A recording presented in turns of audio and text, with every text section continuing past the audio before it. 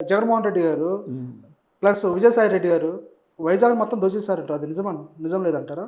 Sir చెట్టు పేరు చెప్పి కాయలు అమ్ముకునేవాడు ఎప్పుడూ ఉంటాడు సార్. మేము కాదంటలా, మా దాంట్లో తప్పు జరగలేదు, తప్పును సరిదిద్దుకోవాల్సిన బాధ్యత మాకుంది, సరిదిద్దాలి అనుకుంటున్నాను. ఈసారి ఇవన్నీ సరిదిద్దుదురు. మొన్న కూడా మా నాయకుడు ఏం చేసిందంటే వాలంటీర్ల మీద వాళ్ళ మీద ఆధారపడి బైపాకుల మాటలిని నాయకుల్ని ఎలక్షన్ చేయడానికి మా పార్టీకి ఇబ్బంది ఉంది. ఈసారి మా నాయకులకి కార్యకర్తలు పారదలేంటి తెలుసు, అవన్నీ చూసి చేస్తాడు ఖచ్చితంగా. మేము ఈసారి విజయసాయిరెడ్డి గారు చేసిండు. మరి ఏమన్నాడు ఇవాళ విజయసాయిరెడ్డి? ఆయన మా పార్టీలో అడ్డం పెట్టుకొని సంపాదించుకొని వెళ్ళిపోయినాము. మేమేం చేయగలం చెప్పండి? ఆడదాకా ఎందుకండి మేము చేసిన తప్పులని.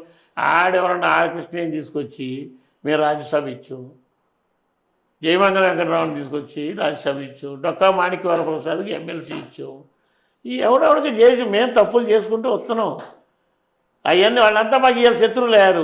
మోపిదేవి వెంకటరావు ఎమ్మెల్యేగా ఓడిపోతే మంత్రిగా పదవి ఇచ్చాం, రాజ్యసభ ఇచ్చాం. ఆయన రాజ్యసభ రాజీనామా చేసి 3 ఏళ్ళు ఉండగానే తెలుగుదేశంలో ఎముడు పోయిండు. ఏం మాట్లాడాలని? ఏం మాట్లాడదు? నైతికత విలువలు పోయినాయి. ఈ చంద్రబాబు నాయుడు గారు ఇవాళ ఇన్ని గొప్పలు చెబుతురు.